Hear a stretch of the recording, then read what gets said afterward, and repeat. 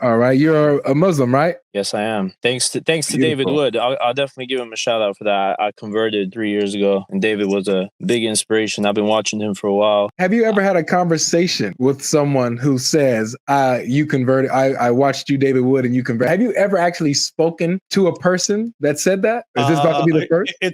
It's possible, but I can't recall any. So yeah, this might be the first right now. Well, this might be the first.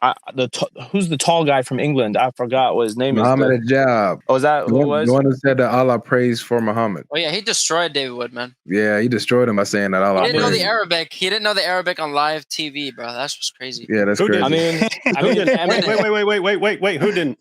David Wood, you, my son. What did I? Well, hang on, because I have to go. But what did I get wrong Arabic wise? We can pull it up. We can pull up the whole video. What did I get wrong? What did I get wrong? The video. Oh man, what did I get wrong?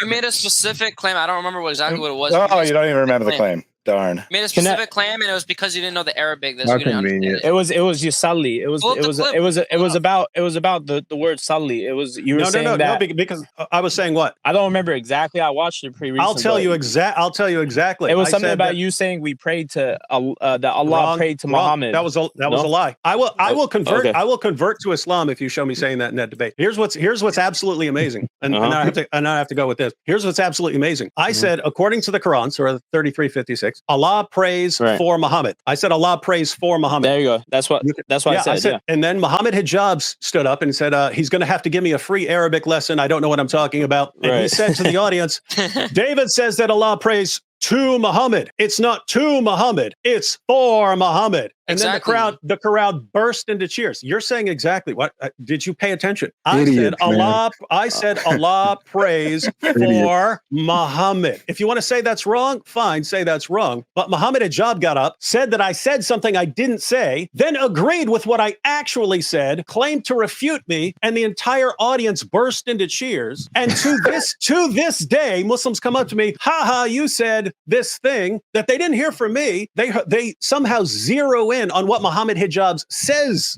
that I claimed, and then they all cheer for it. But anyway, the reason that's actually an excellent point, because we're talking about attention, we're talking about people who are sort of rallying around different people and so on. And again, this is for anyone who doesn't know, everyone's going to have to deal with this, and it's going to be in increasing fashion, because when people start feeling like they're in danger because there are all these ideas that are coming at them and so on, the tendency is to rally around some hero. And then once you rally around some hero, then the tendency is not to question him, because that would threaten your membership in the group, which is there to protect you and so on. Honestly, David, I feel like you haven't recovered from that debate. You haven't recovered since then. All right. Well, anyway, hey, David, before you go, just because I wanted to kind of get one scientific. Oh, wait. Let me just finish that point right there. So notice, think of this from a non-Muslim's perspective. Right. I stand up and I say, hey, I have an issue with the theology here. It says that Allah prays for Muhammad. Right. Allah and his angels pray for Muhammad. And then the response, haha, David said this, which I didn't say.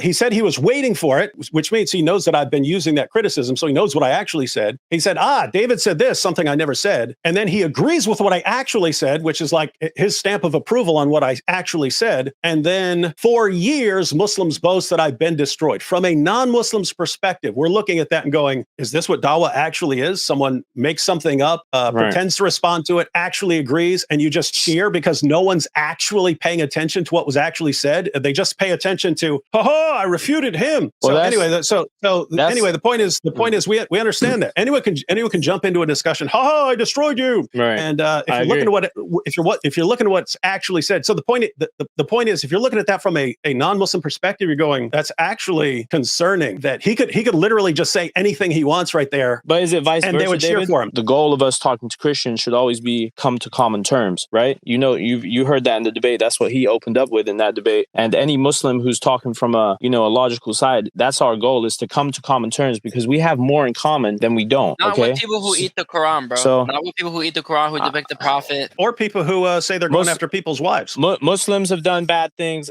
Christians have done bad things, brother. All my friends growing up are Christian. I'm a die, like I'm a Muslim till the end. And it's like I respect Christians. I respect Christians too, just not this one. I respect. I understand. I don't respect David Wood, bro. I understand. Do you think that Muhammad Hijab was correct when he said that Allah prays for Muhammad?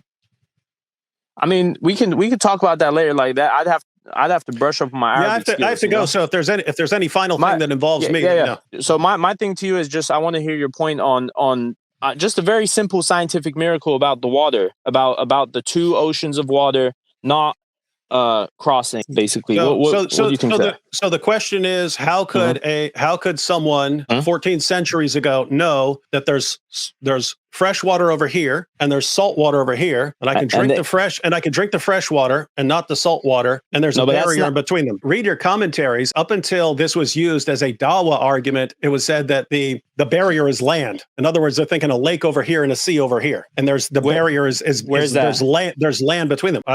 If I recall correctly, it's Ibn Kathir. You want to look it up real quick? Look up Ibn Kathir. I'm saying from the Ibn Quran. Kathir al-Tabari and al-Qurtubi all say it. Yeah. So they say that land is the barrier that's being referred to there. If you're saying it's something else, there is no barrier.